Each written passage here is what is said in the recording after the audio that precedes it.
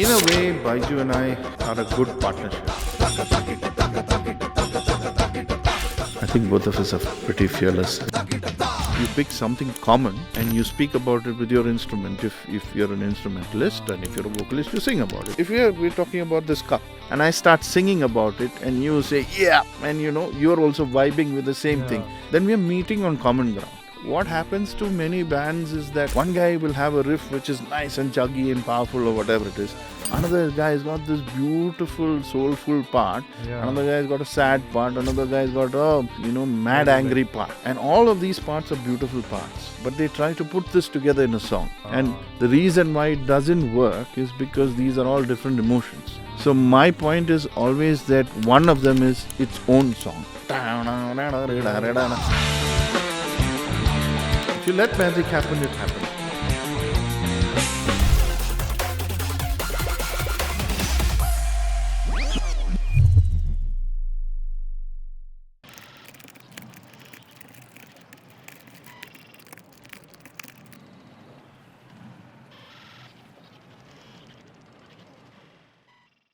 What is up, good people? You're tuning back into the Sinusoidal Podcast in a very historic episode.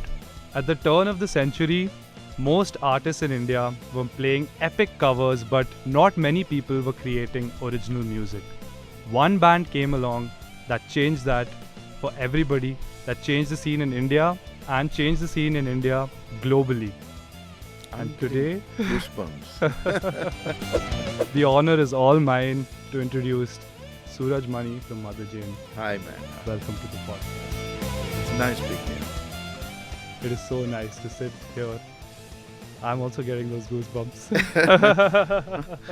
Let's go. So, let's start things off intense, like Okay. I do. I think this question could dictate a lot of political ideologies. So, Okay. starting off intense. Go for it. I have no issue. Are you a dog person or a cat person? I'm actually a cat person. Oh, really? Yeah. Nice. Do you have any pets? No, but when I was young, we had a series of cats. Nice. All of them were called Kitty. Best name for a I cat. was born in Nigeria and my first formative years were there. Yeah. Till I was about 8 years or something like that. And Mhm. so I remember all the kitties. And, one thing about cats is that they have their own thing. You don't really have to be bothered about them so That's much. true. Dogs, I love dogs. I have absolutely, what is there not to like about a dog? Yeah. But a dog is actually quite needy when you compare it to a cat. So I am a cat person. I like cats. I like just Nice. watching cats, sometimes Yeah. just the way they will stretch and jump. Yeah, that's really quite something else. Poetry. Poetry in motion.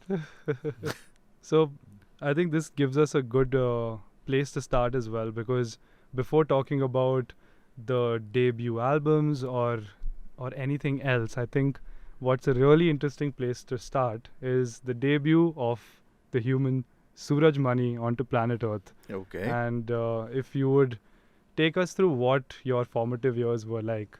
And, All right. I think that would be really fun to... Sure, yeah. Well, I was born in Africa. I was born in Nigeria, Mhm. and both my parents were teachers there for about 30 years or so. Both my dad Wow. and mom taught there, and I came to India when I was in the 8th standard. Because there was some unrest in Nigeria at that Mhm. time, and all these governments were overthrowing each other. Coups were going on all Oh. the time. So there was a thought that it would be best to actually move to India and get my education, get in place and all. So Yeah. I came when I was about 8. I lived with my uncle who was in Kerala. So since You were then in I was in Kerala. Kerala, Right. in Kottayam, a small little town Yeah. called Kottayam. And I grew up there. I did my schooling there. After I finished, after some time, my parents came back as well, and my mom passed away of cancer. So, Oh no. oh no is exactly what it is. But I was 13 when she passed, and I think maybe because of that I got into philosophy very, very early in life, Yeah. because you have to make sense of. Of it somewhere, Yeah. right? Of course, as you progress in life, you find out that life doesn't really make sense. So you need to inject sense into it, and that is what I think artists end up doing. So anyway, I then completed my pre-degree in Kottayam. I Yeah. did science, and I wanted to be a doctor. Ah. Yes, maybe because my mom passed away of cancer and all that. But I got in for nice. BDS, and I didn't want to do BDS. I'd BDS also was? dental, Dental, right? Okay.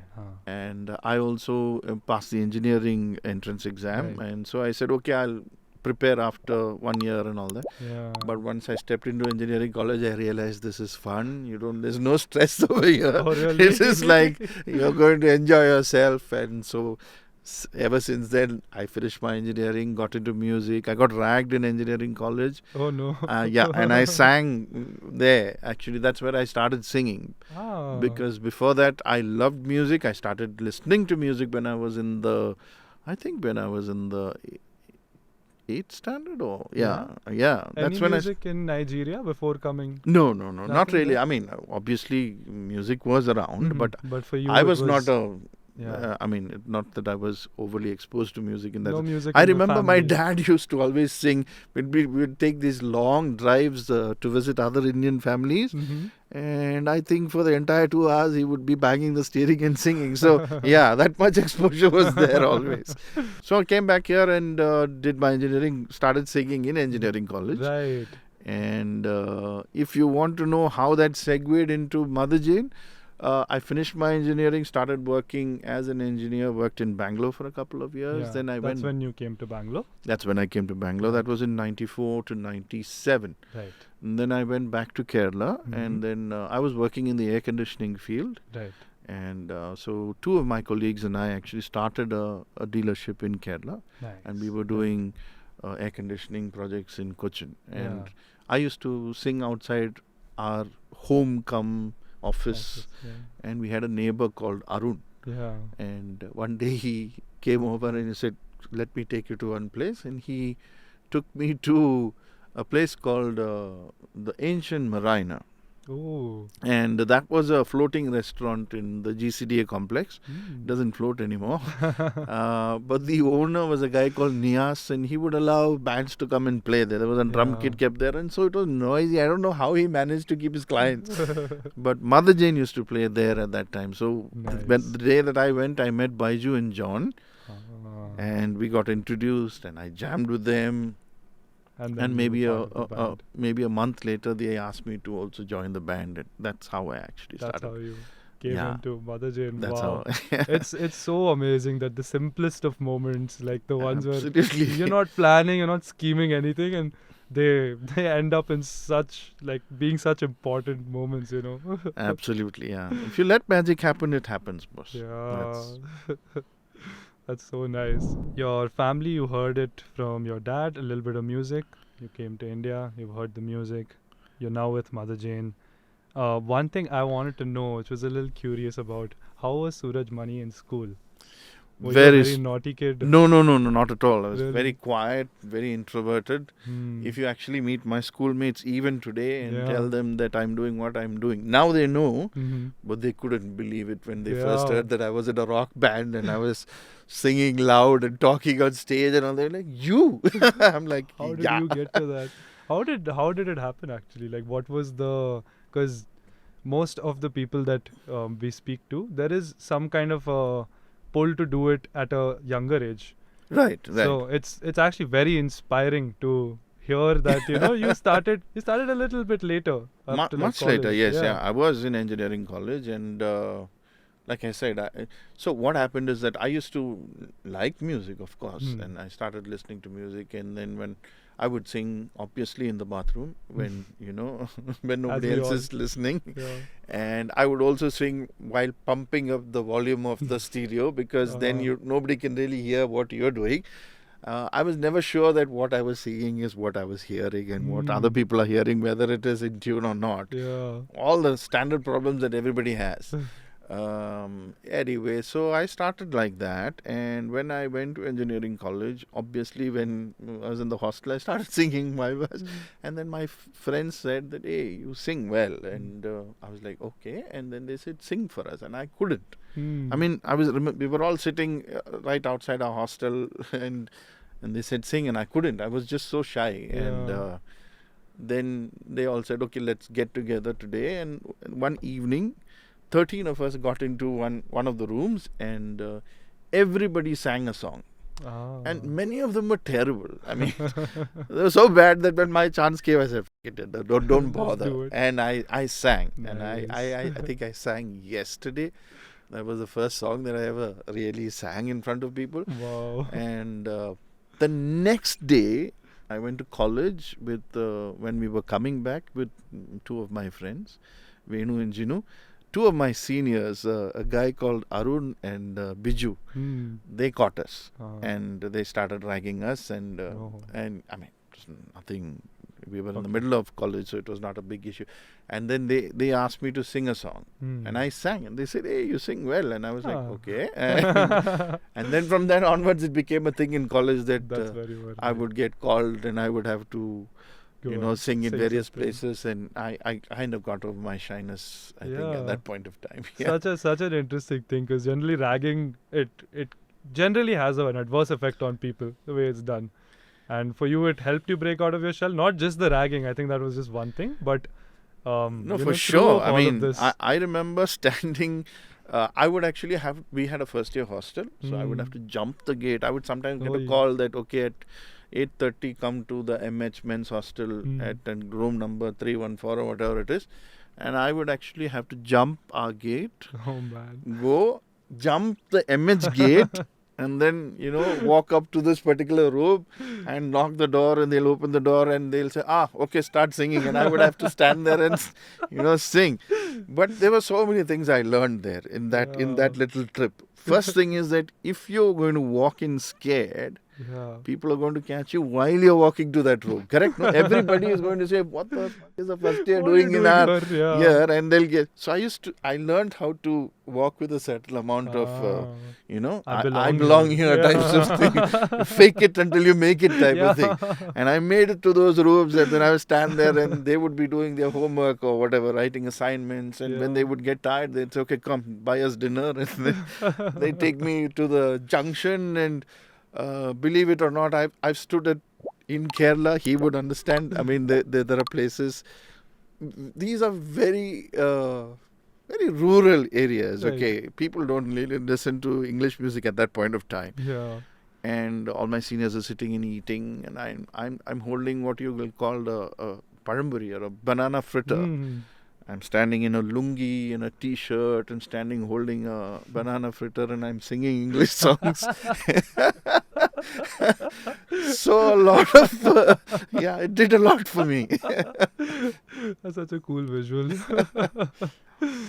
And most of these songs, what was like Beatles, I hear you say? And so Beatles, a lot of pop at that point of time. Right. I was singing George Michael, Beatles, nice. and etc. etc. I started listening to the heavier kind of music in college. I then got exposed to, Metallica and Iron Maiden and Deep Purple. All the heavier bands. Even bands like Dire Straits, Eagles, etc. etc. So at that time, Aerosmith, GNR, so all that started coming out at that time. Yeah, nice. And then I heard Judas Priest, Painkiller, and I was like, what the hell is all this, man?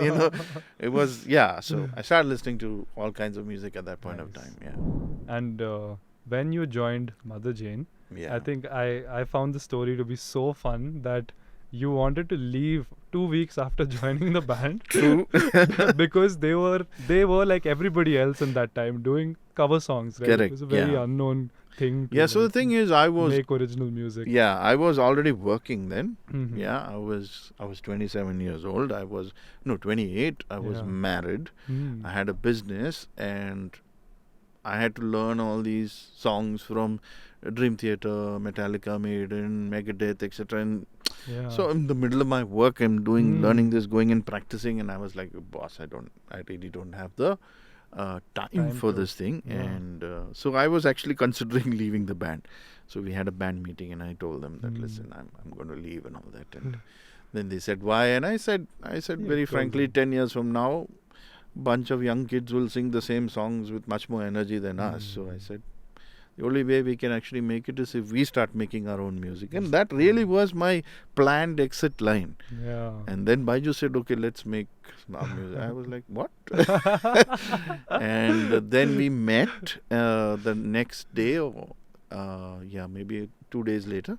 Yeah. And Rex Vijayan from Avial, currently Avial, he was also a 15-year-old, 16-year-old kid who he also joined. So he and I actually virtually joined on the same day. And there was existing band of John on drums, Clyde on bass, and Baiju on guitar. Right. So the five of us got together, and we were like, so what do we do? And then we realized that everybody's got different tastes. Yeah, Baiju liked progressive, Rex also liked progressive. I like classic rock. Yeah.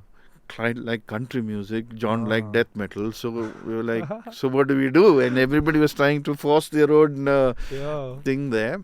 And anyway, it started like that. That's where we started. Yeah, really. That is so amazing. Just to keep Suraj in the band, everyone's like, let's do it and make music. That was so fun. I love that story. And I think it's so interesting that you said everyone had different tastes, and we hear this a lot because you've very much spoken about this, that a band is the combination of the five individuals. It is how many ever individuals? Yeah, right? it is a conversation. I keep telling, whenever a band will ask me, what is the secret sauce or whatever it is, I say I don't know what the secret sauce is, but this is what we do.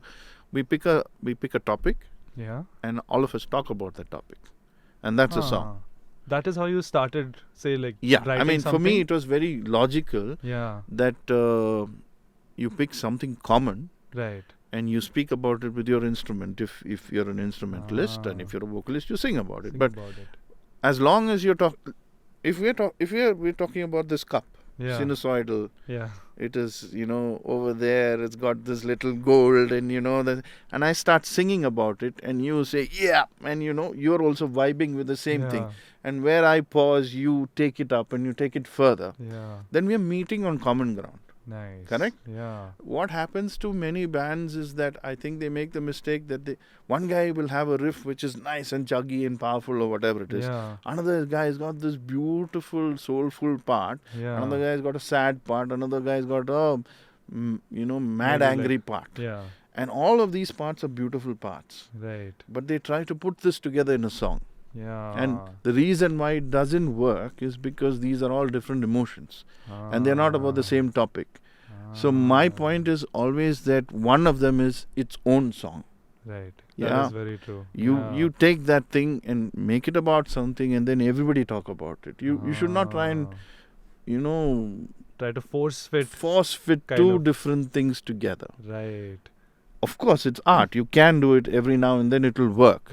But it is better to pick something and have different perspectives of the same thing. That's what makes it interesting. Then you don't have to worry about compromise also so much, I think, right? Because Absolutely. I mean, so we are not we're actually having a conversation. Then it I'm becomes. saying that, listen, this is what I see, and then the next guy says, this is what I see, and we're like, oh, wow, that's a great way to look at it. And, Nice. if you really look at it in that sense, it's almost like somebody has an opinion at a moment, and other people are agreeing with it and supporting it, and then the opinion shifts to a completely new way, and everybody's like, oh, wow, we've you never thought feel about that it like moment. that. So those are the chord changes, the timing changes, whatever it is. I mean, Yeah. I do think it makes a lot of sense to write music like that. That's wonderful. This is so amazing because, like I said, a lot of people kind of have this question in mind. I think to know a little bit more about your process, I want to ask you how you arrive at the starting point. So let's take Chasing the Sun as an example. Right.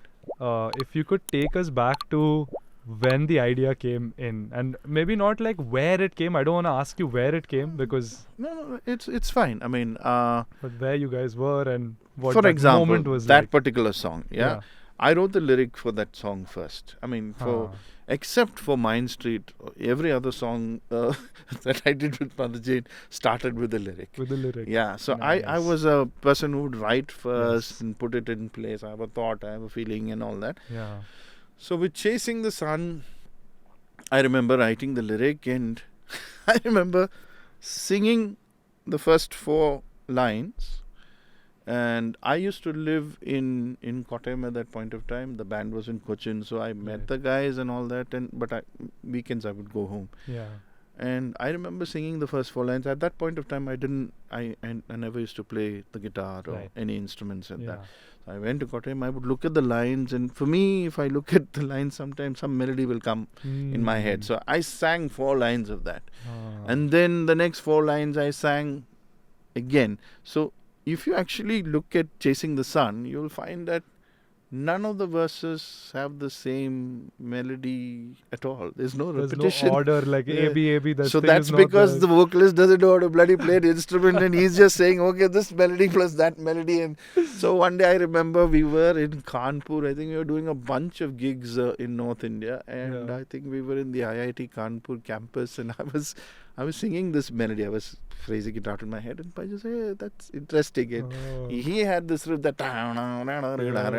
So I had started from there, and I started singing the verse, and then he said, okay, chalo, let's go for it. And that's how Whoa. that song happened. So it really is this thing. So I will always say that, okay, this is what I feel about the song. This is what it means to me. Yeah. And because that's when everybody can contribute easily, you know. Nice. So you define, like, I know you love to write. So you're a Yeah. poet. You have words. Mm. You explore that idea musically, share it with your bandmates, and on the words and meanings which you speak about, then you kind of create the music. So let yeah, it so we happen. sit together, Yeah. and I think the most important thing to make a band work is that you really have to create an atmosphere where people can feel vulnerable. There's no fear of Wow. yeah, Very, very you true. should be able to throw out a stupid idea if necessary, Yeah. and your bandmates would say, we'll see. Yeah. We'll see where it goes.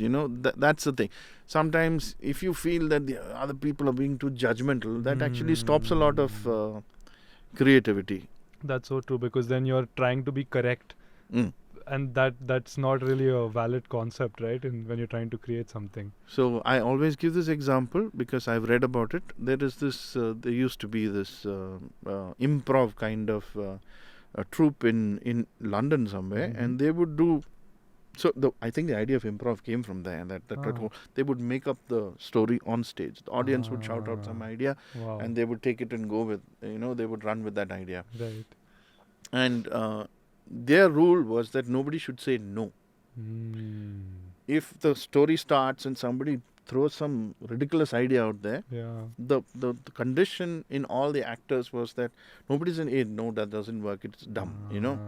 You have to go with it. Go with it. And when you remove that word no from a creative group and say, let's see, Let's see. Let's try. you really free a lot of people to bring out their best. Wow.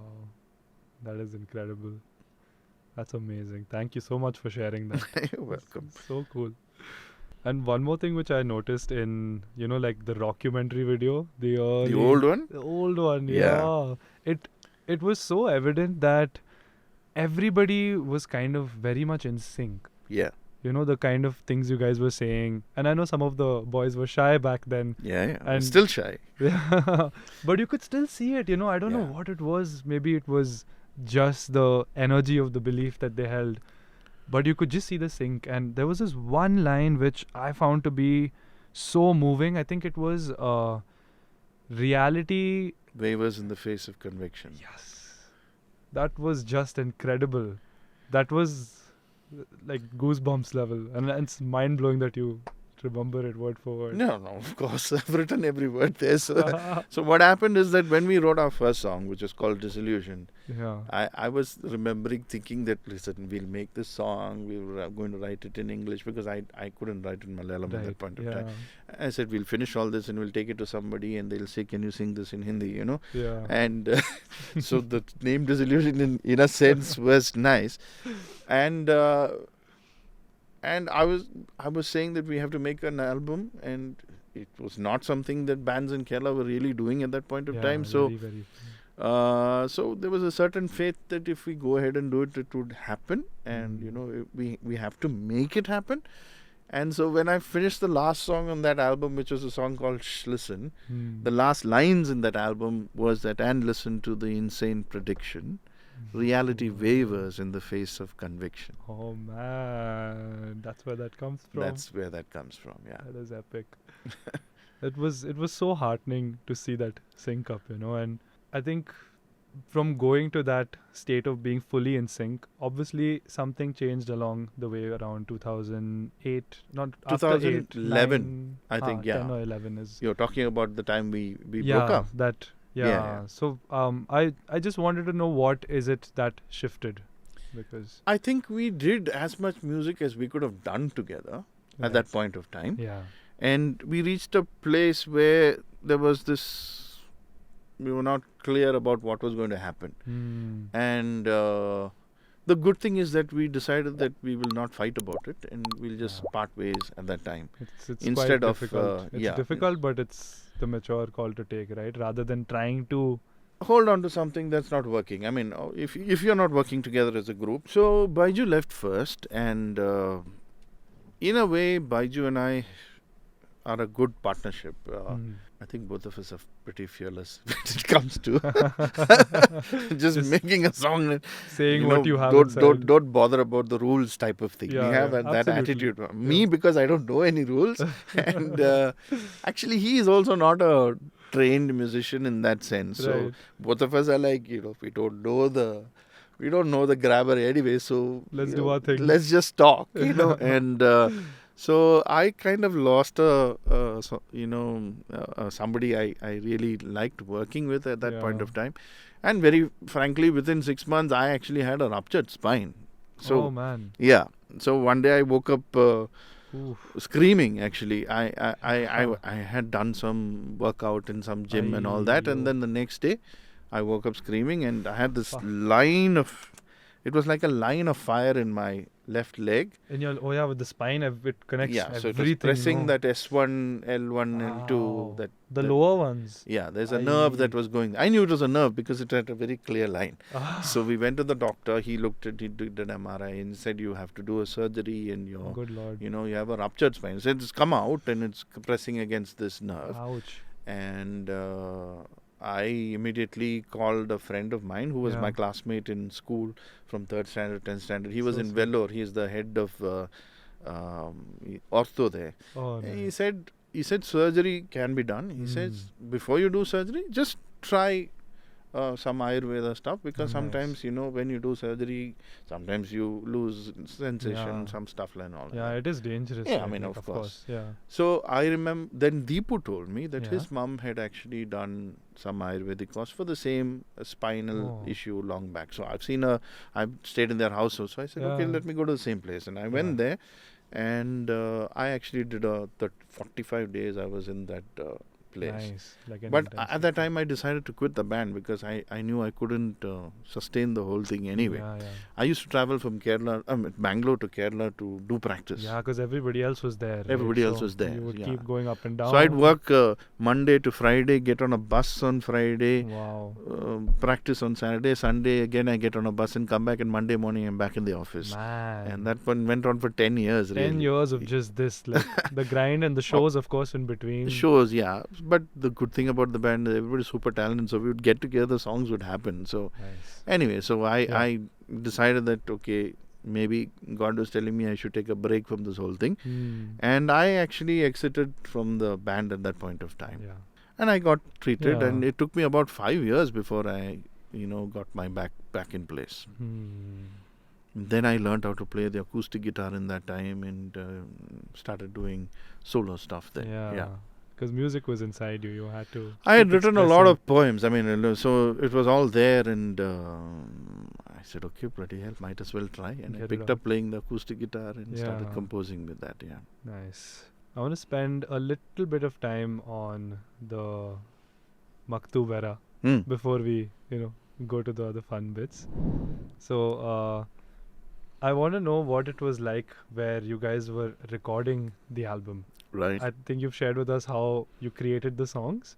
So tell us about, I think what's really fun for us all to, share the moment with is generally when you tell us where you were, what was the jam room like, and what was like a day-to-day like. What was those small details so we can join into the memory with you. One very interesting story is something else, but I think it's interesting because one day Baiju called me and he said, Macha, I tried something new. I said, what is it? He said, I'm doing some, Carnatic styled stuff that's happening.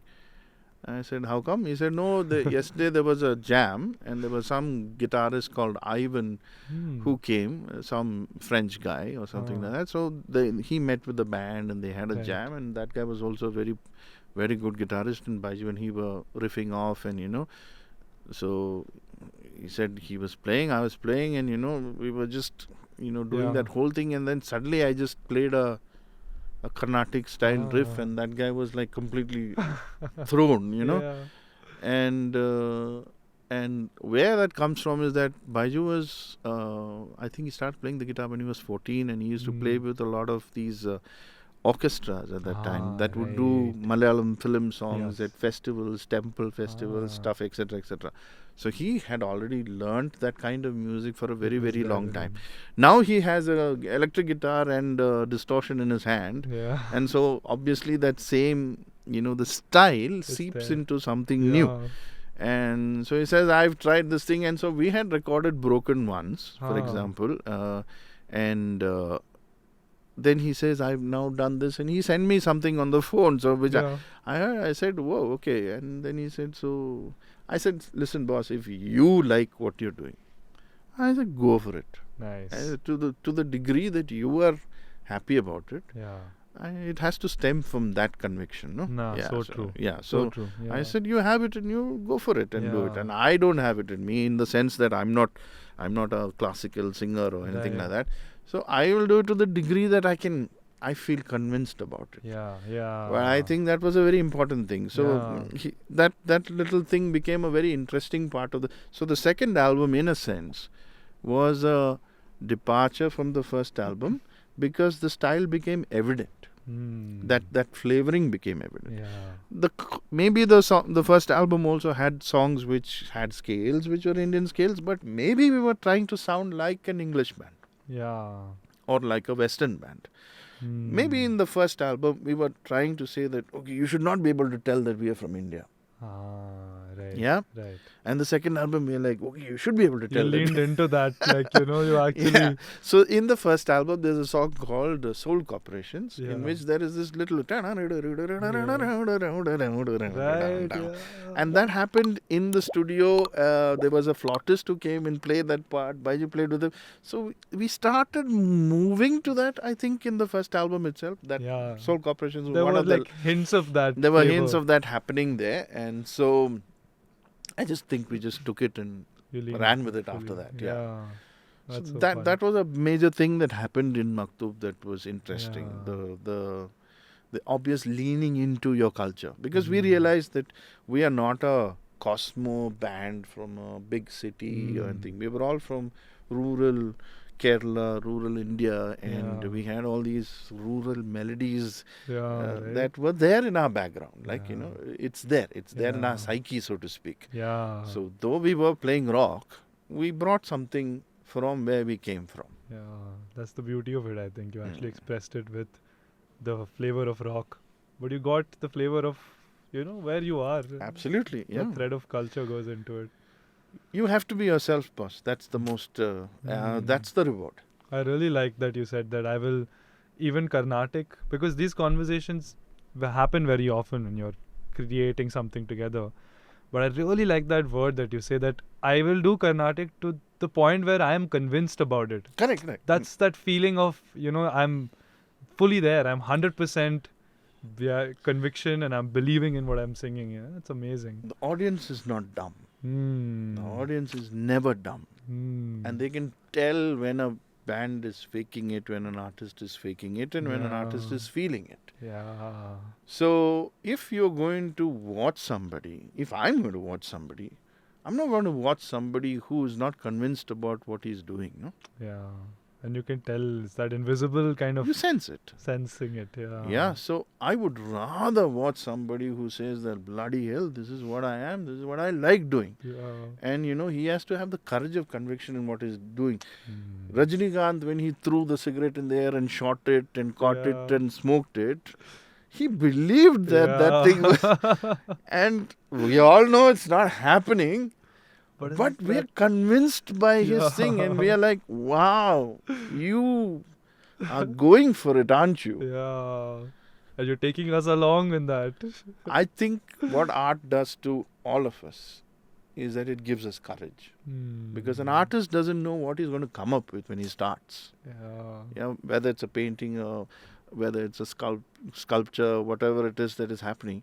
It's a big block of marble, or maybe it's just a blank canvas. So you start and then you do so much, and finally we see the ones that really got completed and which look nice. Yeah. But when you look at it subconsciously, you're thinking that, wow, how did he know that it would actually work? Yeah. And so then maybe you sense that they didn't know. They took a risk and they leapt and the net appeared. And I think that is what you should do when you're an artist. You are actually showing what courage can mean, because there's no guarantee that you'll succeed. There's no guarantee that even if you like what you made, that another person will like. So it really is it's a stance that says that I am brave enough to go after what I want. And I think that is a basic human need. Wow. That is amazing. That outlook on art is just... Thank you. That's awesome, man. You're welcome. You were also, what will I say? One of the first to make music videos. You'd seen music videos from other bands, other parts of the world, but I think you had pretty much a blank canvas when you were starting out. So I would love to know, especially with, let's say, Broken. Right. It's a great video, and at the time at which it was made, I know the production would have had certain challenges. Right. So, talk to us about how you created that music video. Broken was the only video we made by ourselves, actually, because the first two videos that were you would see would be Chasing the Sun and Feel the Sound, where we just stood in the middle of some pretty places and just played. But it worked so well. Yeah, it worked. I mean, because the songs were great. Yeah. Broken was the first scripted kind of a video that we made, and Nice. I had a friend of mine called Suresh Verma. He was in Delhi. He still is in Delhi. And his house is the band's house. Whenever we go to Delhi, we just go and stay in his place, So And kind. he's a huge supporter of the band. He was my senior in college. So I know him for 35 years now. Wow. And he used to be into writing and directing and stuff and all like that. So when we wanted to make a video, I told Suresh, why don't you make it? And so we discussed the idea. And I kind of talked to him about the fact that, okay, this is about maybe a father and son's relationship, and how the father is too much into art and then basically has ignored his son. And then at a point where his son is now disconnected, the father is now trying to reconnect with the son.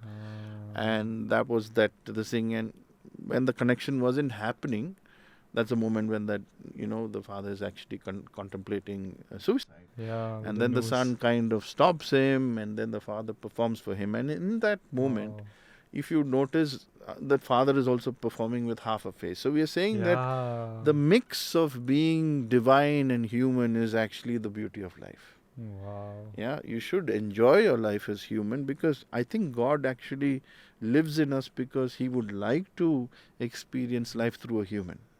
God is omnipresent, omnipotent. What is there that He cannot experience? Yeah. If you're not going to die, you will not appreciate your first kiss and your last smoke or whatever it is that you appreciate. The fact that we will die one day makes life beautiful. Yeah. And I think that it is because of that God says, listen, if I want to experience all these emotions, I have to live inside these human beings. Wow. Yeah. And when He lives inside us, we get a chance to actually create. The creator is in us. And again, art becomes one of those places where you see people who are creating. And I think we appreciate people who create, because we realize that that's a God moment, Yeah. Something that wasn't there before is now coming into play. It's got nothing to do with the niceness of the person or whether the artist has a good character and all. There are some absolute assholes who also create, right? But in that moment, we realize that there's something pure happening there. That something is being created right before our eyes. And Man. yeah, so that moment where that man and his son both realize that, yeah, we're broken, but it is in this thin line that you actually really go forward in life. You enjoy your life as a human and recreate it as a god. Wow. Man, I need a moment to just soak in this perspective. Like, That's why the half pint. Yeah. That's I the know dialogue. That's the whole thing about. Yes, we are all human, but we have a God side to us, Yeah. And it is good to every now and then, when you don't like where your life is, to say, I have this side of me, so let me actually recreate my life. Yeah. Not just say, this is the way it is forever and I can't change it. Yeah. You have that choice and you have that power. I know most of us would rather say that my life is messed up because of this person or that person or whatever the circumstances is. Yeah. Because it's easier to do that. But you give up the power to actually change your life. Because you've given it away to somebody else, no? Yeah. So if you say that, no, it's with me, I messed up, that's why I am where I am, but at least I have the power to change it myself. Yeah. I think best place to be. That line which is right between the two faces. Yeah. Actually, if you see this, it's an expression of the same thing. It's a face, if you actually look at it. It's half of a face. Yeah, very interesting. So I'm saying that, okay, you're human, you're enjoying life, etc., etc., etc. You have certain tendencies, this is how you behave. Yeah. And life is going well, good. And then pain happens, discomfort happens. And when that happens, what should you do? You should be the opposite of normally who you are. Show the other cheek. Turn. The face. Be different. Be different. Be the opposite of what you are. Embrace your contradictions. That is amazing. All these things exist in you for a reason. Wow. That is so powerful. Yeah. Have you always been fascinated with like this dichotomy of like, or the contradiction of I've been two fascinated things? by philosophy in the sense that I am somebody who uses philosophy for a practical reason. I want to be happy in life. That is why I use philosophy. I don't care for it beyond that point or not. Yeah, so philosophy was always to an end, like to be happy, not just to be playing around with philosophy or ideas. It was not an intellectual exercise. Right, It really that's was what an it is. existential exercise for me. Yeah. When did you like get into it? When did Philosophy, you- I said when I was 13. So Yeah. my mom passed away. You have to make sense of life, and And I started reading a whole lot of stuff. I was into a lot of Zen, and I've Right. read a lot of stuff in that direction. Yeah.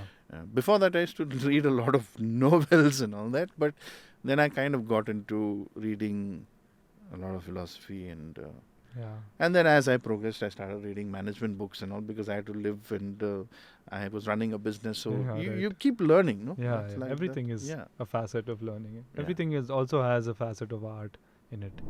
Okay, so you've taken us through quite a lot of the journey of Motherjane at the early days, the OG days, so to speak. First album, second album, First album, second album. We're here with the timeline, people.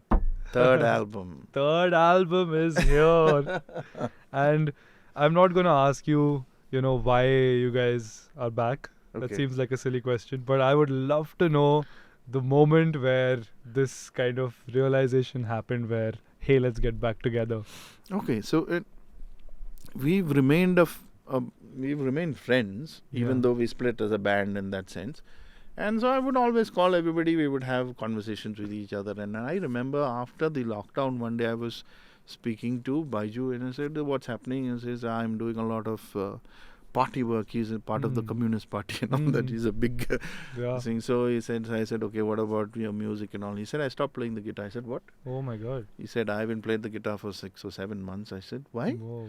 He said, because nobody cares for artists. He says, during the lockdown, you discover that people say that, art is this and art is that, but people don't really take care of artists. So he says, I then decided to let it go. I said, you can't stop. I mean, somebody like you can't stop not allowed. playing. Seriously, not allowed. Yeah, so it's a lot of hard work, no? So yeah, you I'm need not taking that away. You need a full. Sometimes you need a full band, everybody with the same vision. Yeah. At least, even if you're not clones of each other, at least you should be headed in the same direction. Yeah. So anyway, I told him, I said, you can't stop. I said, maybe we should consider getting the band back together. So that little conversation happened. Yeah. And another day, I was going to Dubai for a holiday, and I called Deepu, because Deepu lived in Dubai for about 10 years. Okay. And I called him. I said, give me some contacts, because I'll try and get some gigs while I'm there. Yeah. And he was talking about the fact that there was a festival, and John and Clyde were there with a bunch of other guys. They were still performing using the name Motherjane, though the name belonged to the record label that I owned, and I purchased and bought the name with legal documents, all registered, etc. Okay. Trademark, everything was with me. Right. But I'd allowed John to continue playing, because I said, okay, you know what? Everybody makes a living good about it. So I'd allowed Baiju also to perform the same songs with his band. Right. And I also used to perform it, plus I used to do my original. So I said that all of us made these songs together. It's okay. I mean, I'm not going to say that, okay, I own it, you cannot, I said, everyone, let's all do the whole thing. Right. So anyway, and Deepu said that, there was this gig, and a lot of people came up to him and they were complaining. They were saying, why can't you guys get back together and, be the original Motherjane again. This gig was... There was a festival that happened in Kerala, so John Clyde and a bunch of three other musicians. Deepu was not playing with them. No, he was also not there. Got it. There with them. So Deepu was at the console, so people actually were saying, you're here, or you could be there. Why, this is not working types. And I think it, to be fair, sometimes if you're used to a certain... I didn't even go and watch GNR without Easy Stradlin, and because I knew that, when Axl Rose came once with Buckethead, I think, I didn't go. Because for me, unless Slash is there, I'm like, okay, it's not the same band types, Right, I get it. Yeah. I understand that whole thing. But anyway, Deepu said this, and then I said, shall we get the band back together? And Deepu said, yeah. I said, you are ready? I said, yes. I said, okay, let's call Baiju. And Deepu called Baiju. And Baiju, I said, Macha, we're talking about getting the band back together. Yeah. He said, I'm ready. And then we called John and Clyde. But both of them said no, that, they didn't want to do the whole thing. And, that went into a different circle. Yeah. Where one day John sent me legal notice saying that you cannot perform the songs anymore and you should not claim the name. Yeah, I've written the songs, I've composed the songs, and he's telling me you cannot claim anywhere. Man. And I bought the name of the band, invested in it, created the albums. So I said, bro, this is not happening. And then a case happened, and we won the case. Yeah. We got an order from the court saying that, John and Clyde, and three other random people who had no say, who had not written the songs, who had not composed the songs and all, and they're saying that we are Motherjane. I said, boss, no. That doesn't John's seem fair. thing was that I started the band. I said, you started the band, that was a college band. It was a cover band. Right. Nobody knows Motherjane because it was a cover band. Absolutely. You're known for the songs that we wrote and put out. I said, you can't tell the people who wrote it and put it out that you can't perform it. That's so. Yeah. That is actually such a tricky situation to navigate, because on the one hand you would have wanted them to be part of this experience. Of course. I mean, I actually sent them a letter saying, we would welcome you to get back together, and not only will we actually perform the old songs, but we will create new material as well. Right. And very exciting. But it didn't happen. For whatever reason, they had their own... No, sometimes you're meant to actually share some parts of your journey together. I'm happy that whatever part of the journey that I shared with John and Clyde, we did 2 great albums. And maybe forward, we needed 2 other people who ended up being Eloy and Alan, which are the young blood in the band. Give you guys perspective. No, they're super musicians. And the moment we only auditioned 2 people. Oh yeah? You just got it. Yeah, with the first hit. I had actually done a solo album called Oceania 1984. I had a sound engineer, a producer who was called Rohan Kamath. He's in Bangalore. And I was telling him I'm planning to get the band back together, and he said, I have a bassist, you should try him out. So that was Alan. Right. And Baiju had used Eloy long back in his band when he was also a 14-year-old kid at that point of time. Wow, incredible. Yeah. So Baiju said, I know this drummer. I said, I know this bassist. And we got together and they just came and played everything. And we said, okay, chalo. Yeah. This part of it is sorted. We don't really have to struggle about that. Yeah. So that was nice. But I was still very curious. Aum-i-artistes is the... Aum-i-artistes, yeah. Aum-i-artistes. Aum-i-artistes. Yeah, as in Aum-i-artistes. Oh, that's what it is. My artist. It was meant to be a record label that looks at artists and say that we want to grow you. We don't want to give you exposure. We want to actually give you money and give you a livelihood, etc., etc. And I don't know if you know about this, but there was this program called Music Mojo. Yes, of course. That was produced by Aum-i-artistes. Whoa, really? Yeah. This I did not know. This is amazing. Yeah. That's a great production. It was started by us, and the one thing that we did different was that Kappa TV said that they wanted to do this music program. Right. And I remember telling them, I said that one thing we should not do is call the artists and say that we'll give you exposure. Yeah, let us tell them we'll pay you to actually do the gig, right? And I said, let's go back to the Kappa TV team and tell them that everybody will talk about a good deal. So if you pay the artists for coming and doing this program, then they'll go home and proudly tell everybody that I got paid to actually do this thing. And now they get a video, plus they get payment and they get the respect of it.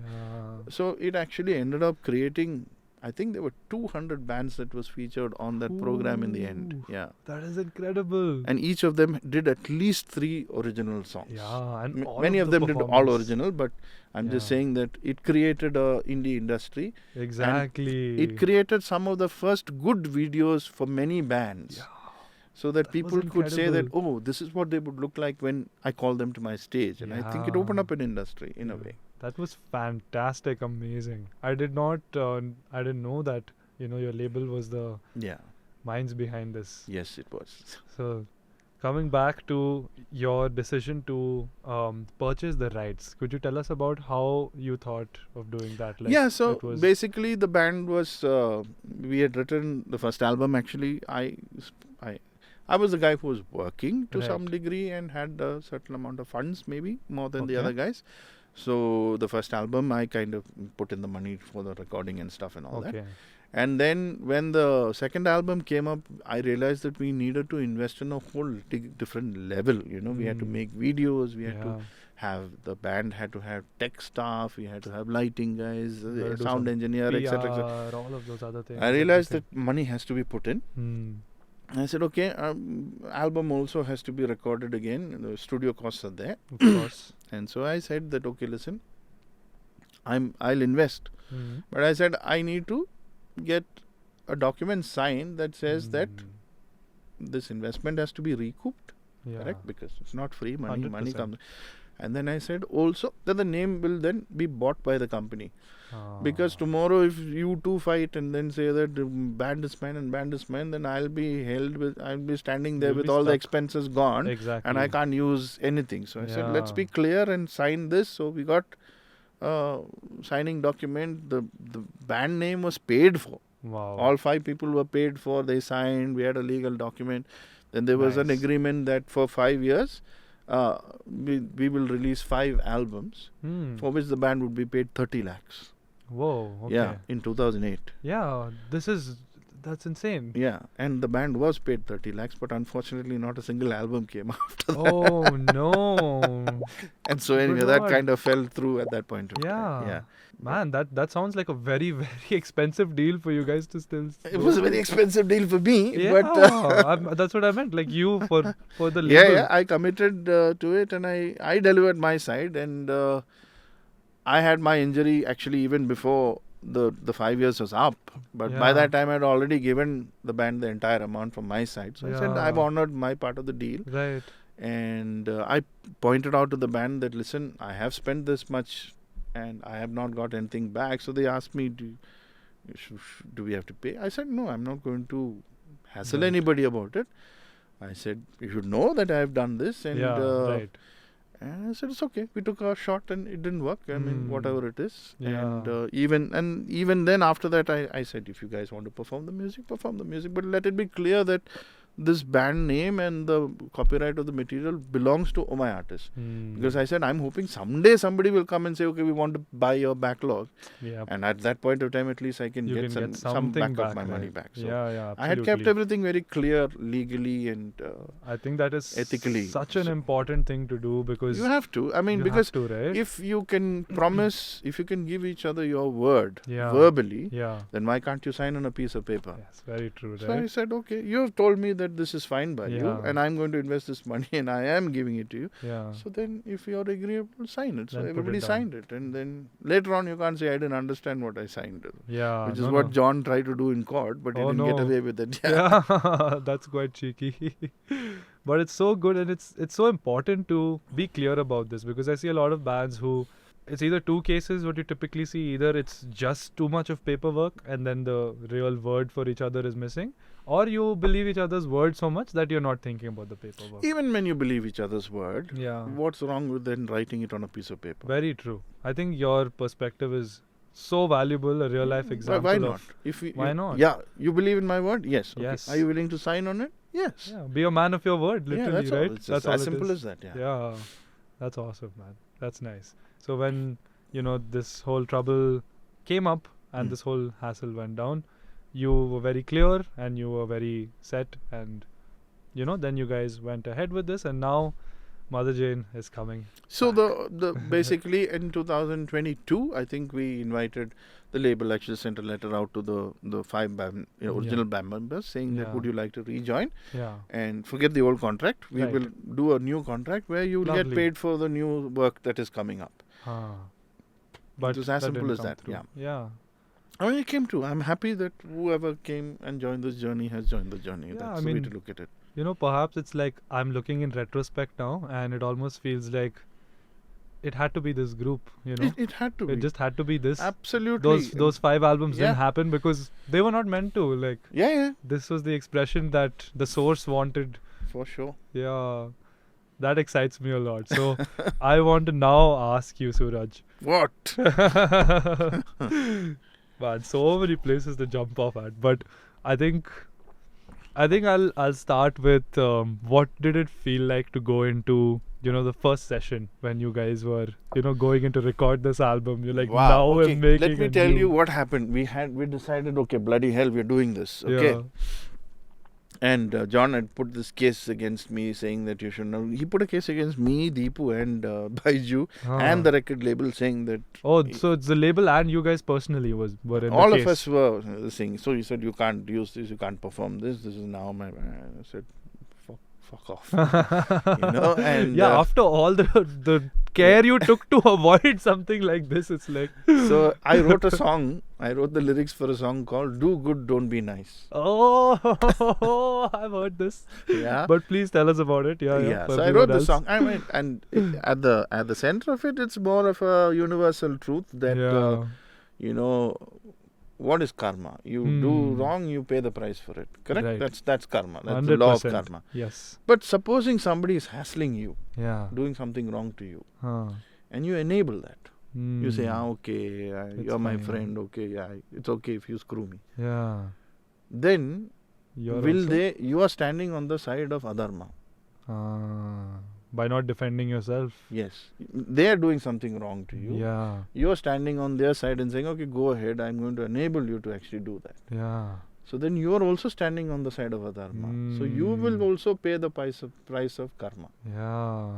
This is what Krishna was trying to explain to Arjuna in the Bhagavad Gita, right? Yeah, maybe. But I just thought that this is something that most people don't think about. I never really thought about it. I mean, I thought about it through my life. I started understanding that sometimes when you're trying to be nice to people, you get taken for a ride because people then say, okay, he's not going to. He's anyways nice. It's okay. We'll do what we want. Yeah. So then I realized that you should actually stand up for what is right. Sometimes it's not convenient, but at least you know that it is right. And then you're not paying the price for breaking the law.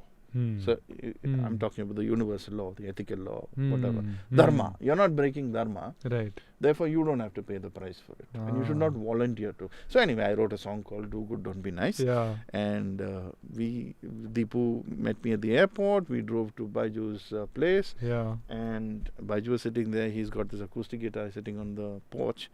And we sat down. And he had the guitar in his hand. And I pulled out the lyric, and within 10 minutes we finished the song. Wow. So before we even jammed on, let's say, Chasing the Sun or Fields of Sound or anything, after meeting together and saying, okay, let's start the band, in 10 minutes we met, the first song was done. Wow. And we said, okay, this is the way we are supposed to go. This is how it should feel, man. That is so epic. That's such a fun jam session, like after all those years. Because I think it was emotions again that you three already shared, it's the fun. It's the fun of sitting with people you enjoy creating with and seeing it just evolve in front of you. So he had this one nice, one dirty riff going on. I had the words and melody in my head, so I sang into it. And it happened. Man, what a sick moment that would have been. No?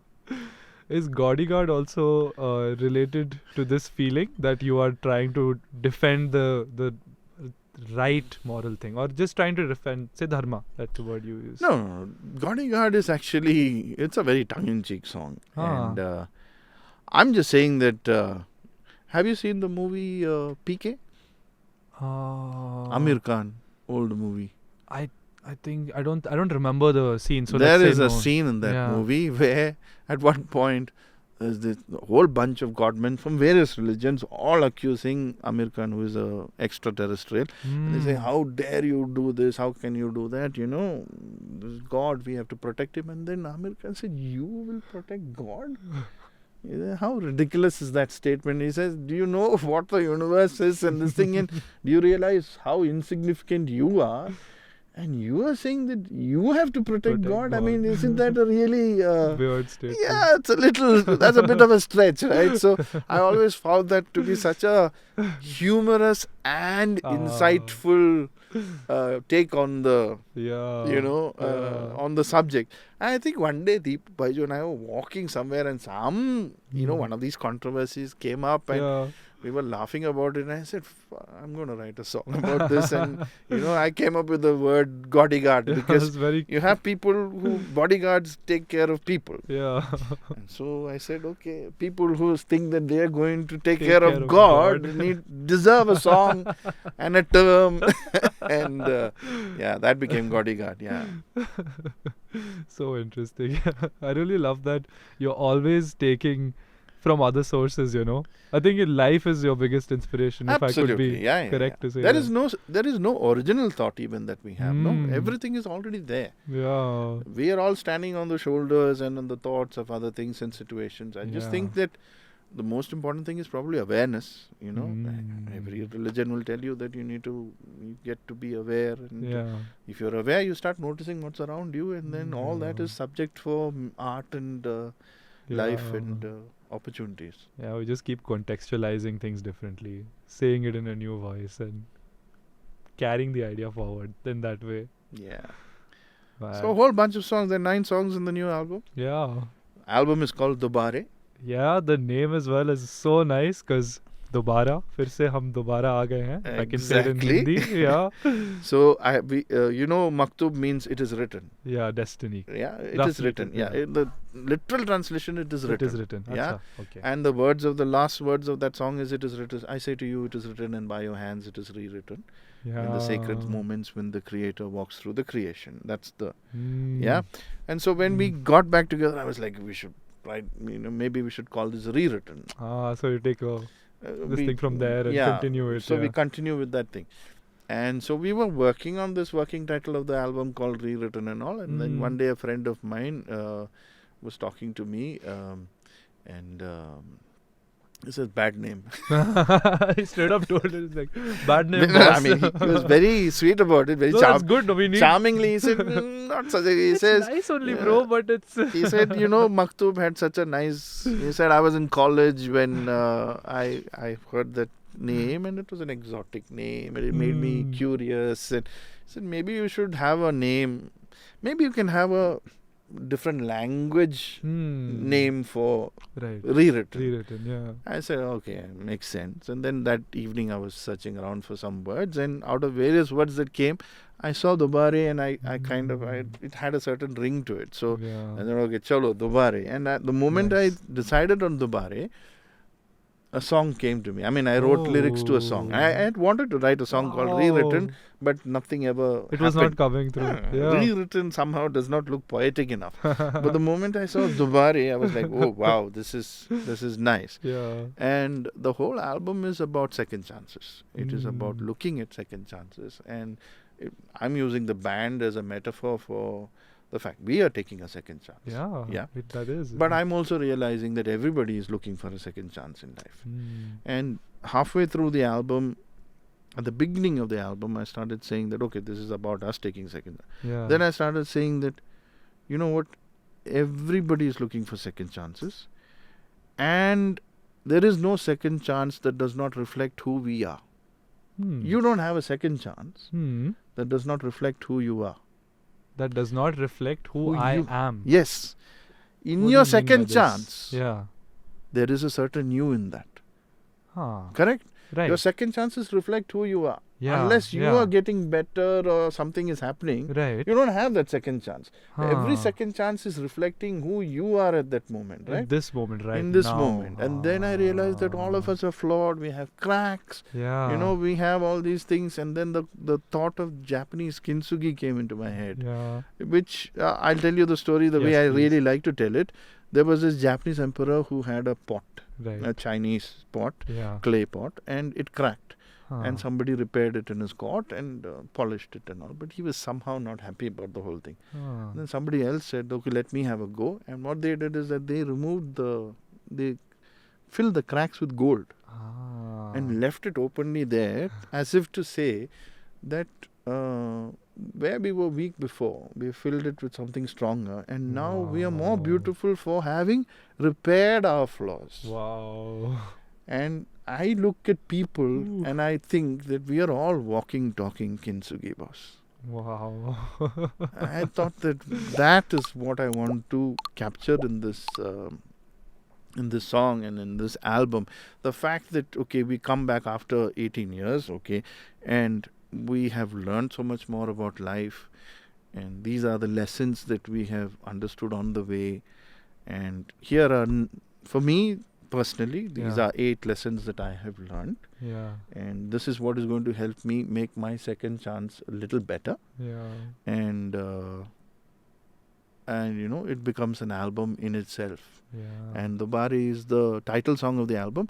And the funny thing is that the song itself, after the first 4 lines, has the understandings from each of the other 8 songs, making up this song. Wow. Is it the last? It is the last song. Oh, that's quite a journey that you're going through when you're hearing the album from start to finish. That is so fun. There is Do Good, Don't Be Nice. There is a song called Home. Which is essentially saying that home is not a place, it's people. Right? Very true. That is what. Then there is a song called Paint, which is like a word of encouragement to artists, saying that jump, do it. Just do it. Do the thing. Yeah, don't be afraid. Go for it types. Nice. Then there is Bodyguard, which was a humorous, tongue-in-cheek moment, saying that real faith does not really question your God. You can't be faith. You can't say you have faith if you don't have faith in God. God can take care of himself. So that whole thing. So that was there, and then there is a song called Mahabali, which is actually coming from Kerala in that sense. It's about Onam and the whole. The whole thing about Mahabali that I try to tell people is that what is correct is important, not who says it. What is right is what is important. Nice. It doesn't matter who says it. Who's So here's this Asura king who is supposedly Mahabali. always supposed to be bad because he's an Asura. Right. But actually he was the person who was right. He was He a very just sacrificed, king. he was just, he didn't lie, people in his kingdom are good, etc., etc. So that's the lesson from that particular song. Saying that Wonderful. what is right is important, not who says it. Yeah. Then there's another song called When I Was Me, Ah.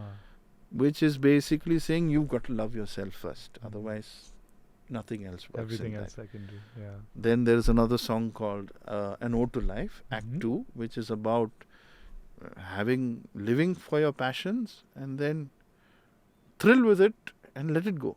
Let God make it happen. Yeah, because most of us, when we try to plan the doing of the passion, we get it wrong. Right. Because we have this conscious mind that can handle so much. But the subconscious mind is what handles all the magic, really. Yeah. So I think the use of the conscious mind is to tell the subconscious mind that this is something I'd like. Now you please handle it. It's like having your own genie. Yeah. Sometimes we, instead of actually letting the genie do things, we then supervise the genie, tell them how to do, and things don't. Magic does not happen if you don't allow magic to happen. Right. So that song is about that. And then there's Beautiful. Dobareh, Yeah. and then there's another song called Peace of Mind, which Right. is also about the fact that you need to let some parts of you die before you can become something else. Yeah. Wow. That's such a beautiful journey. It feels like you're taking these lessons, you're transforming yourself. It feels like a trial by fire. At least, just to me personally. that's Trial what by the living feeling. through it, boss. The Deeply fire of felt. I life. mean, it's not. I am now 53. I've lived quite a lot. I've gone through quite a lot of difficult times in my own life, and you learn. Yeah. And you appreciate the fact that you get a chance to live. You get to do this, no? It's not that you Yeah. have to do this. Somebody Yeah. very well said that you get to do these things. So Yeah. I'm very happy that we are taking this chance to pursue the dream that inspires us. And thank you for doing that, because, like you said, you guys doing your thing is inspiring a lot of us out here. So There's something else that I actually, for our viewers or whatever it is, life is an opportunity, right? yes. There are some things that inspire us in life. Yeah. And for you it may be music, for me it definitely is music, etc. We are inspired by people who are doing things that we feel we can also do. That's the inspiration. You see somebody standing and singing and doing something like that, yeah, I can do that too. That's the inspiration, right? I've never been inspired by somebody who jumps from aeroplanes, for example. Yeah, there are things True. that Okay, I totally there are get, some great things that are happening in the world. Yeah. I'm not inspired by that, Yeah. which means I don't feel like I can do that thing. Right. Okay, great. I mean but I don't feel like I can do that. Now there are some things that I know at some level I can do. Right. But like every other human being, I'm also scared to run after my passions. And I feel that it is because we are scared to fail at the thing that we love. Oh my God. That hits a very real fear. Yeah? Yeah. Because we don't know, will we survive if we chase our dream and fail at it? Yeah. At some level, it might be better to say that, yeah, I had this talent, I could have become big, but I didn't try, therefore I didn't become big. I could have, bro. At If some I- level, you have not exposed yourself to it, and you have not exposed yourself to the chance that you could have failed also. Yeah. It's scary to do that, right? Yeah. So we will take our responsibilities in life, we'll fulfill them. There are many responsibilities in life that have to be fulfilled. Yeah. And then we'll get a lot of distractions that we actually double down on. Okay, and we fulfill our responsibilities and our distractions, and we avoid this thing that we are really supposed to do, Yeah. which is to be the best version of ourselves at the thing that we love. Wow. We will fail here also. Yeah. You will fail at the responsibilities of your life, you will fail at the distractions of your life. Yeah. But somehow you're not so concerned about that. You don't mind. Yeah. Oh, I worked for 30 years and I didn't. I didn't get promotion this year. There's so many failures in Yeah. daily life, right? So true. Yeah, even as a father, as a husband, as a son, whatever it is. Yeah. Daily failures are happening in all these things. Then, if you can handle so many failures in something that you can't, you don't really, that doesn't thrill you to the core in many cases, why won't you risk failing at the thing that you actually love? Because you can't fail at being yourself. Wow. And that is what Dobareh is about. It is to tell people that you cannot fail at being yourself. Just do it. Just be yourself. Be yourself. Just be. You cannot fail. This is reminding me of something that I read that it gave me this kind of motivation to let go of that fear a little bit. It said that maybe your turning point is, say, 10 failures away or it's 100 failures away. But you know, what if somebody told you that today, like that you're only 10 failures away before you make it? Absolutely, you'll do the 9 without any tension. You would suddenly, that attitude that you're saying, you just like, you're not so scared of it anymore. Yeah. And man, it's just. So the line, the first 4 lines of the Dobareh, it says, second chances mirror thee, my kith and kin in kintsugi. Wow. Like clay that gold fills to free. Wow. We're back, Dobareh, written re. Oh man. Thank you for sharing this. Woo. I am waiting for the 24th at the list. 24th? The listening, yeah. Listening party is on 24th. Listening party is happening on 24th. Yeah. And when is the album releasing? June 6th. June 6th is That's the first time that all of us are going to get up on stage and play this album live. Oh man. Whew.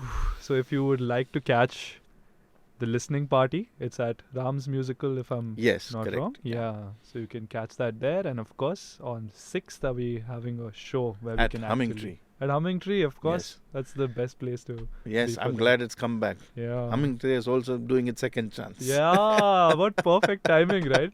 It's timing of second chances. It's been a long 18 years since you went back into the studio with Motherjane. Right. Very aware of all the amazing work that the Tattva project has been doing for all these years. But what was anything different after these 18 years when you sat down to jam again? Oh my God, I just felt so good to be with a band, you know. Yeah. Like I had some incredible musicians play with me in the Tattva trip when I was doing that. Yeah. But I think at some level, you know, Motherjane was my school. You know how you feel about your school friends? Very well said. Yeah. Where you start, you know, you learn your basic arithmetic and this thing, and you pick up your initial few life lessons. And so for me, Motherjane was a place where I actually learned how to do all these things.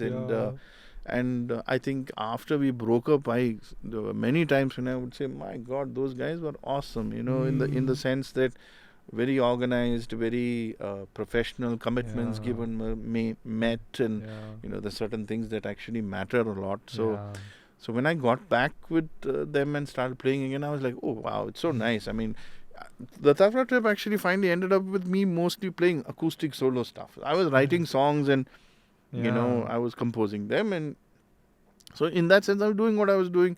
But I didn't have that, you know, that the stretch that happens when you know, so now when I'm with these guys, if I write something, I sing, and I come, for example, Bodyguard. Okay, I wrote this thing, made the song, melody, everything I have in my head. I've come, and then I'm showing this, and then Baju says, let's change the timing of the because he loves all these odd time signatures. I'm like, do it in the music. No, he says, no, you do it in the singing parts of the verse. And I'm like, it's not even a conventional verse. I think it is 7, 6, 7, 8 and 7, 6, 7, 10. And how the fuck am I supposed to actually, you know, get that timing correct for the singing? Yeah.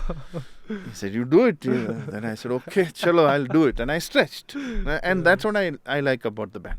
It makes me also stretch, because otherwise you're getting one single person's perspective. No, now you're getting the perspective of 4 or 5 great musicians. And that stretch, when it works, it's great. Right. Because I think collaboration, the word collaboration is nice because when the people collaborating get to say what they want to say, all of them get to do what they like to do, and you get a product, that is collaboration. Nice. If you are all getting together and none of you are getting what you want, then that's compromise. Yeah. So I think it's the holy grail, right? Every band is looking for collaboration, not compromise. Yeah. But I think we have collaboration going on. But do you also feel in some moments that you have to make a compromise? You have those moments where... Not really. I mean, things are not like... I didn't feel it at all in this album at all. Yeah? No. Never because had we stretched. We stretched. I mean, there's another song called Peace of Mind, okay? Yeah. So I wrote this song called Peace of Mind saying that, okay, this is very important, Yeah. It says, I'm talking about something very important, peace of mind, right? Yeah. And then I'm saying, okay, so we have to do one more song. And then Baiju comes up with this hectic riff. Said, I have this riff. And I said, I have a completely different topic, right? The first thing I talked about. Topics on the I said, my topic is about peace of mind and you have this hectic riff. How do we... Yeah, right. It's not going to work. Right. Yeah. And so I'm thinking about it. And then I said, you know what? Maybe the hectic thing should be in between the peace of mind. Because only if you have that hectic moment will you appreciate the peace of mind, right? Oh my God. What a philosopher, man. That's so fucking epic, man. That's so good. So he has this... Then after that, it hardly matters what starts us off, Oh, man. So you can stretch. You will find a way. I mean, I think... So you've found that compromise. Yeah. Throughout It's not a most of the compromise. things. It's a collaboration. Sorry, it's not a compromise. It's That's the exactly what stretching. I'm saying. Yeah, It's the stretch. Correct, yeah. If you know where you're going, you'll find a way to actually go with Go and reach there. Yeah. You don't say no. This is kind of like that same thing about the improv. No, exactly. You're not saying no. Don't say no. Make it You're work. saying like, okay, try another thing. This is I sometimes will tell any musician that works with me or them, if I don't like what they're playing, I won't say, oh no, that's not nice. I can try another version. That's so interesting. Yeah, it's so much more easier, no? That's nicer also. Yeah, it is. I mean, you're not stopping somebody and saying, hey, what you just did is bad or anything like that. So he's just put something, he said, can we try something else? Most of the time, all of them have enough and more creativity to try another thing. Yeah. And maybe they also like the second thing better. I don't know. Maybe the idea is being fleshed out in their head, whatever it is. But I'm saying it's about creating an atmosphere where people bloom together. Yeah, my God, that is beautiful. I think that's what people sense about bands. Like, you can have Ed Sheeran and Ed Sheeran's a bloody genius, right? Yeah. But he's one person. It's just the genius then of you Ed have Sheeran. 5 people doing something and you feel something is more than just the...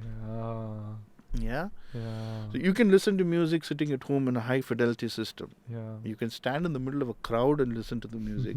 The fidelity may not be so good. But there is something about getting together as human beings that inspires us. Yeah. Bands are symbols of that. Yeah. That is amazing, yeah. And it's becoming trickier also for It's so bands. much... I wouldn't say it's becoming trickier. It always was tricky. That's true though. Yeah? Yeah. But it's becoming easier to have a relationship with a machine. Yeah. But finally, who are you having a relationship with? A machine. A machine. I have some interesting thoughts on this AI whole bit. Okay.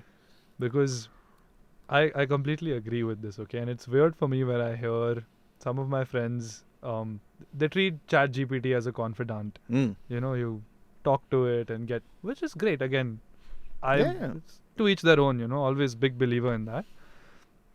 And even though I personally don't create with AI much, like I'll make an image, I'll get the tags for these videos probably from GPT at some point, that's what my extent of the relationship. But I still like to play the devil's advocate and say, now you're having a relationship with this machine, but that machine also has some level of a consciousness in itself. May not be an organic consciousness, but it is still thinking and telling you something. You know what? I know what you're saying. I know exactly what you're saying. Yeah. The convenience of dealing with a machine is easy. Hmm. It predicts, you can get for this input you'll get something.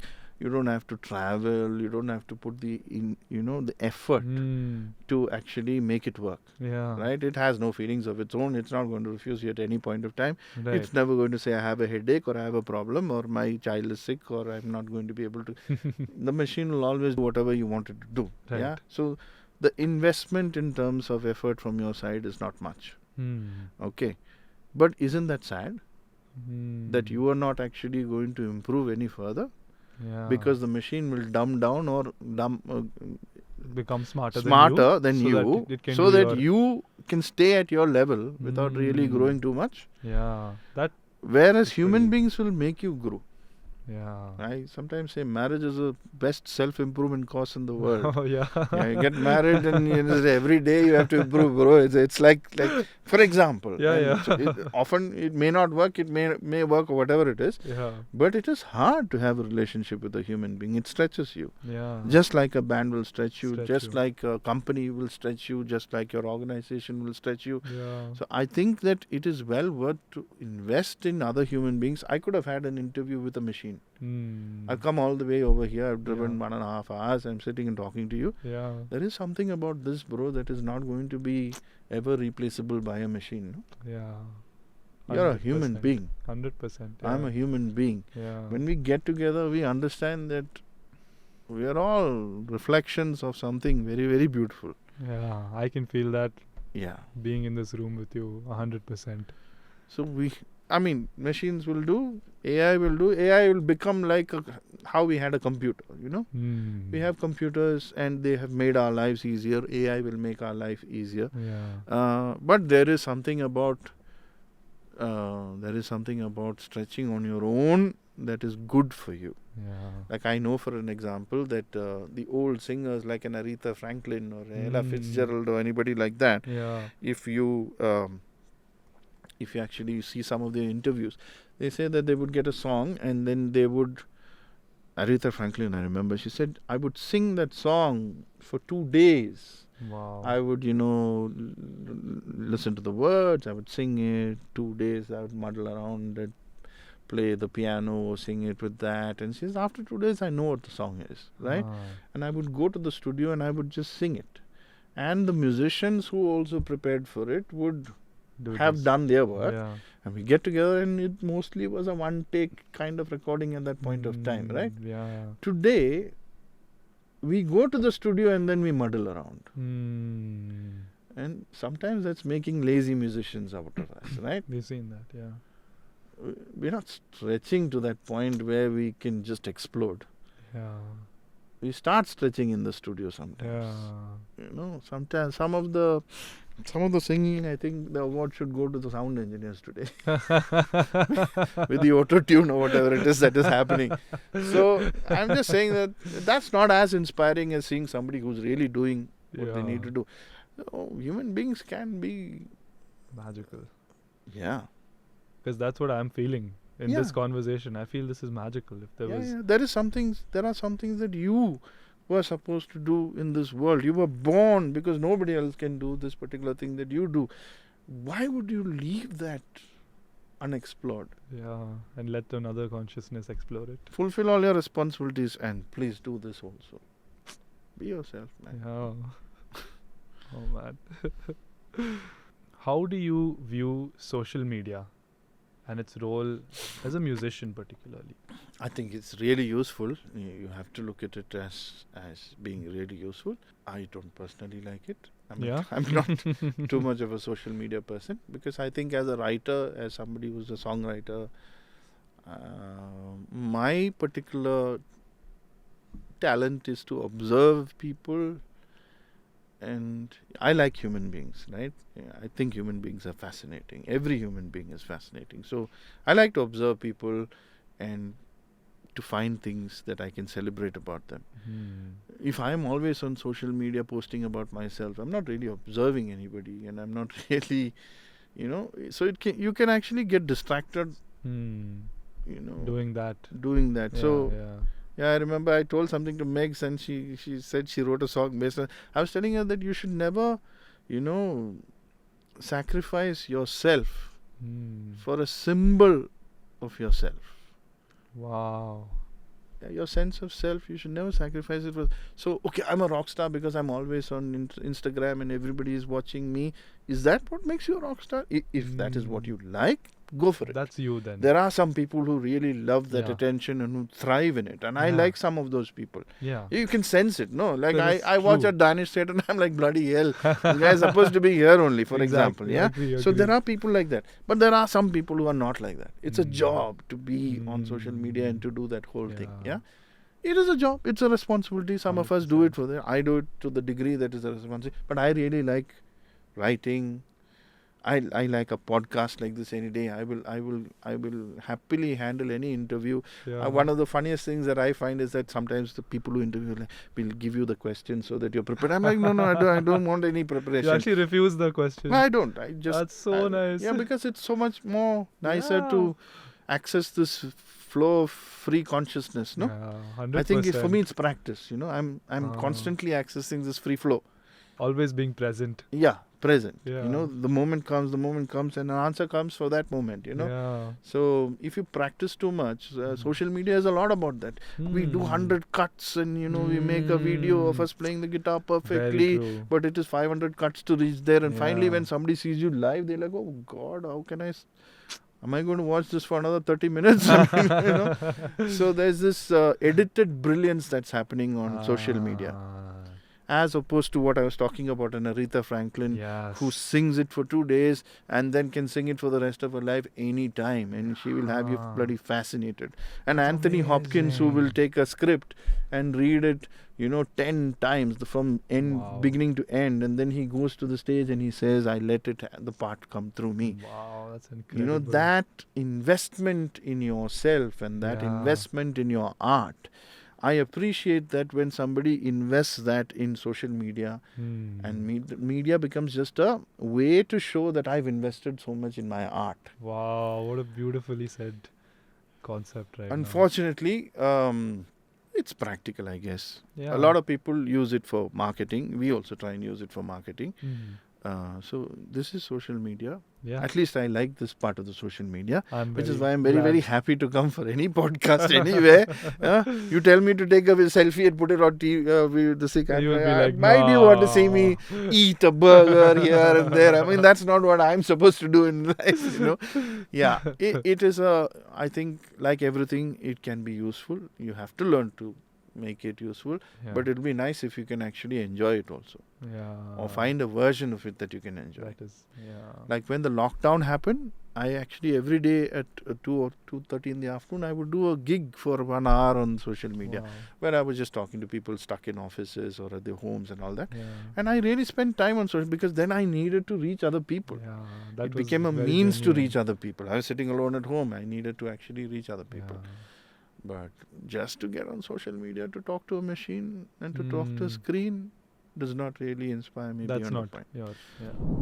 Even the way that since you mentioned Meg, like shout out to Meg. She has such a beautiful approach towards social media, and never forget when she said that it's just a photo album for her. It's like I'm collecting my memories, and you can see she's enjoying it, no? Exactly.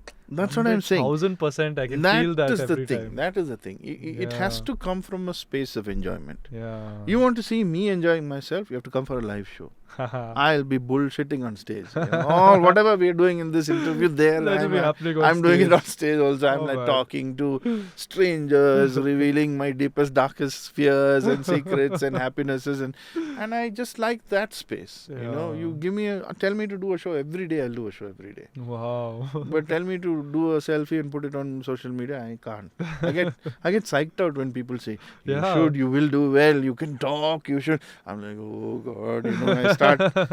You get that like in your feeling in your chest. I start shrinking, I mean, I'm like, oh God, no, not this. It's wonderful to me that you have the awareness to know that. Oh, and definitely. then to direct your energy into the things that you naturally enjoy. I basically think that life is an opportunity to do what you like to do.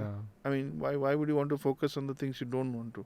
Yeah, 100%. So I would love it to get somebody who does social media, for Yeah. example.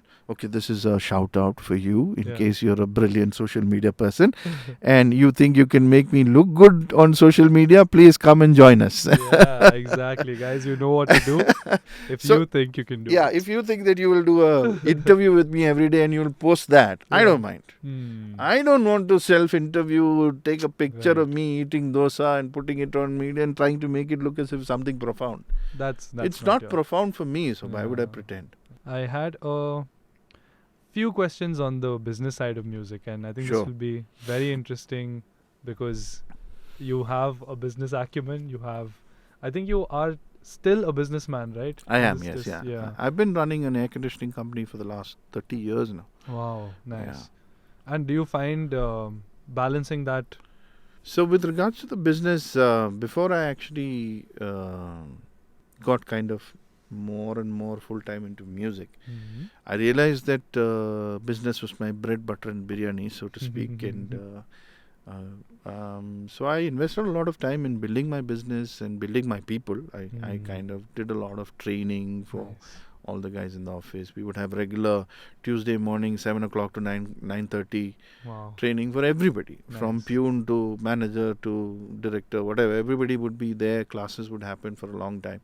At the age of 35, I told my guys that I will not come for office for a year. Yeah, I'm going to train you guys because I want to do music. Yeah.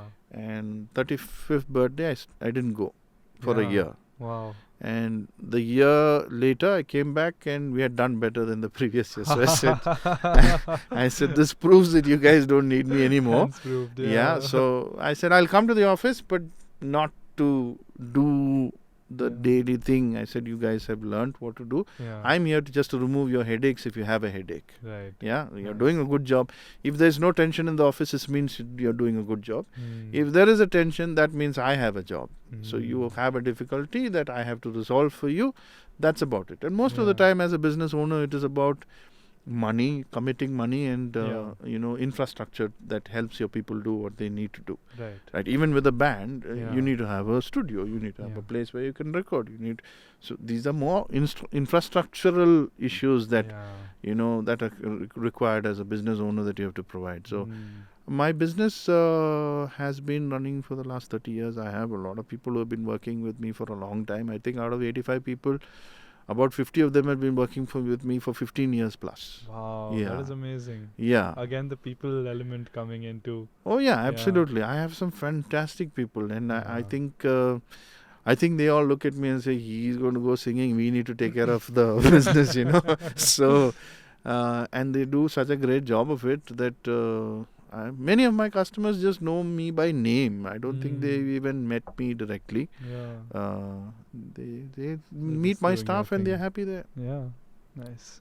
And do you, a lot of people in the scene try to find this balance. Is there anything that you would say helped you reach Yeah, this yeah, balance? Yeah.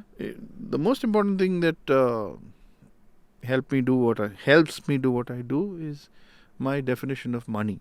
Hmm. Okay, I think that money is what you give away to get what you want. Hmm. Money is what you give away to Right. get what you want. You should never give away what you want to get money. Wow. Not compromising on that. What's the point? What's the Money point is what then? you would give away to get what you want. But Yeah. why would you give away what you want to get money? Yeah.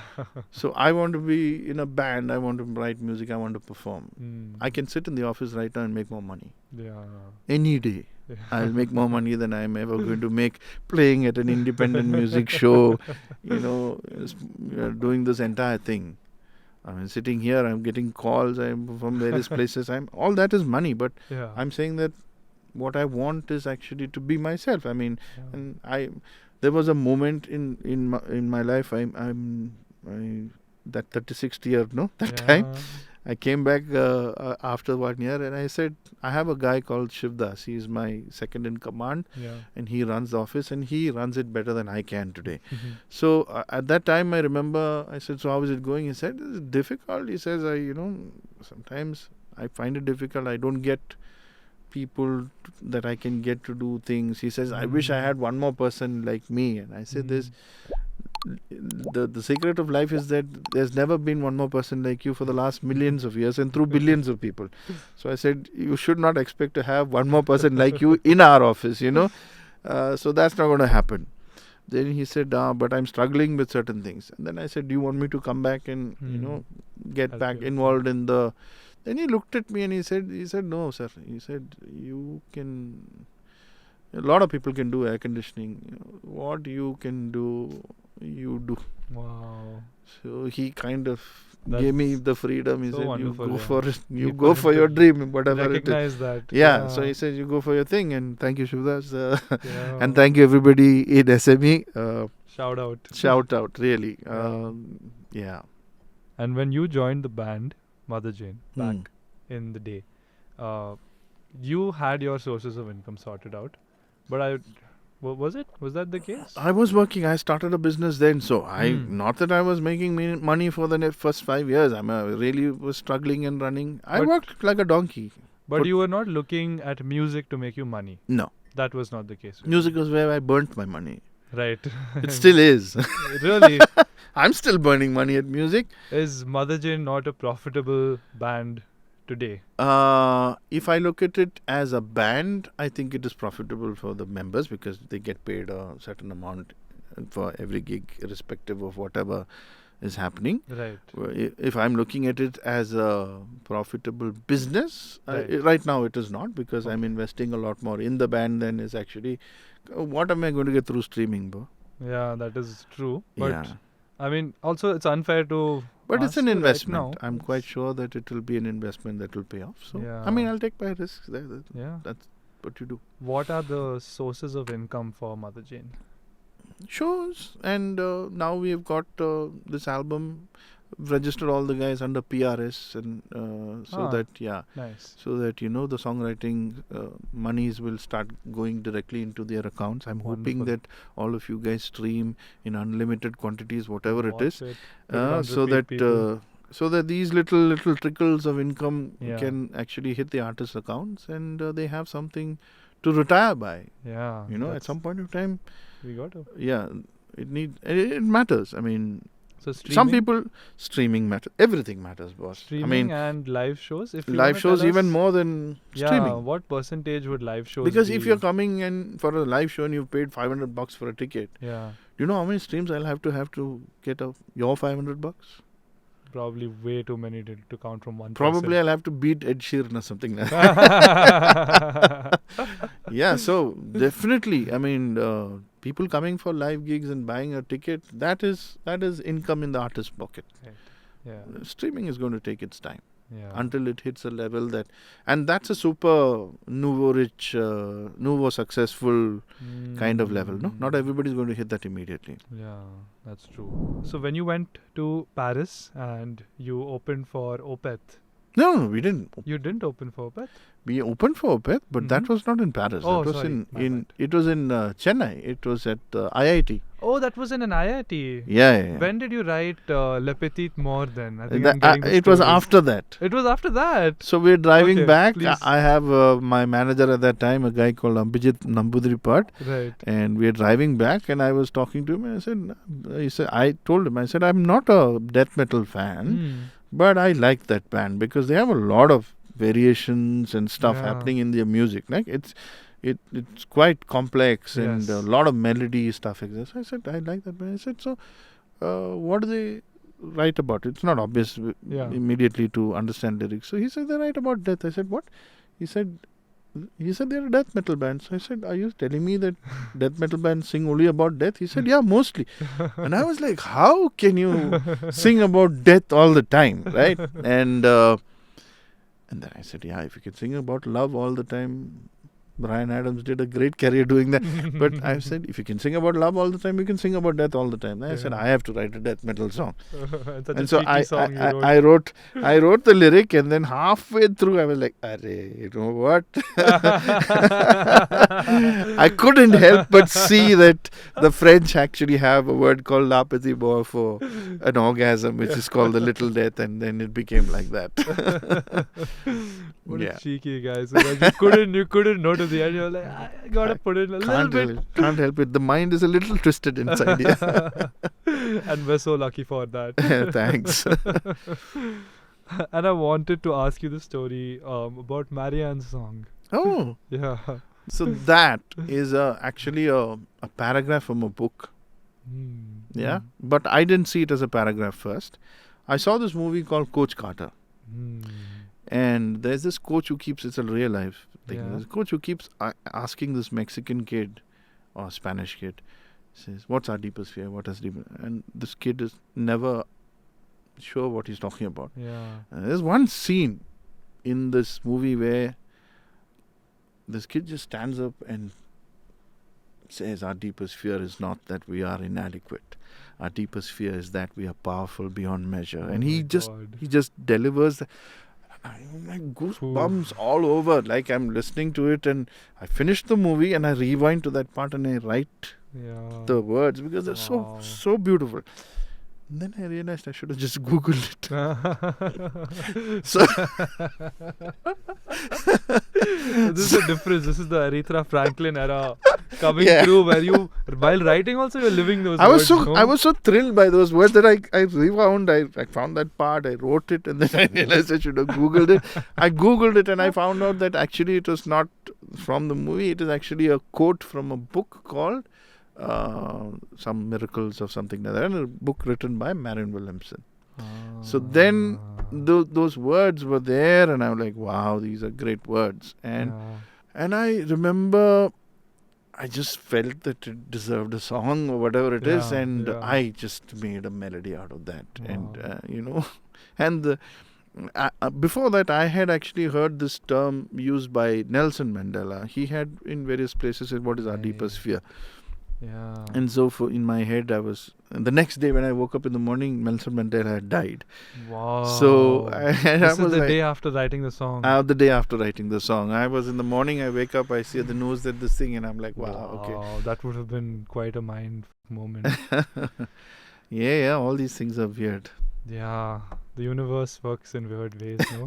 Magic is always there for those of us who can listen. Who are willing to listen. I don't think it is that. If you really think about it, every breath is a miracle, no? So who is not actually experiencing miracles right now? All of us are walking, talking miracles. Also. Cabbage. Cabbage! Man, I think that's a great place to come to a conclusion. On a cabbage. On a cabbage. The weird things are the best things, I feel. The normal things are the best things. Sometimes, there are people who say that I want an extraordinary life, and I think that the normal life is probably the greatest life. And that's why most people in the world actually live a normal life. To have a career, to have a family, to have, certain things which normal people do. Yeah. And sometimes some of the rich and famous and the kings and the celebs and all may not actually have as great a life as a normal life. Yeah. So maybe most of us are pursuing a normal life because we know how beautiful that is. Wonderfully said, Suraj. Thank you. Is there anything that you would like to say to the people before we sign off? Thank you for having me. I really enjoyed this conversation with Prince over here. And I look forward to seeing you at our gigs. I know June 6th is not just the only gig that we'll be playing. Wherever you are in the world, someday we will come to your place. Come and join us. We'll make it a night that you will remember. Thank you so much, Suraj. I cannot tell you how full my heart is. I mean, seriously, thank you. You're welcome.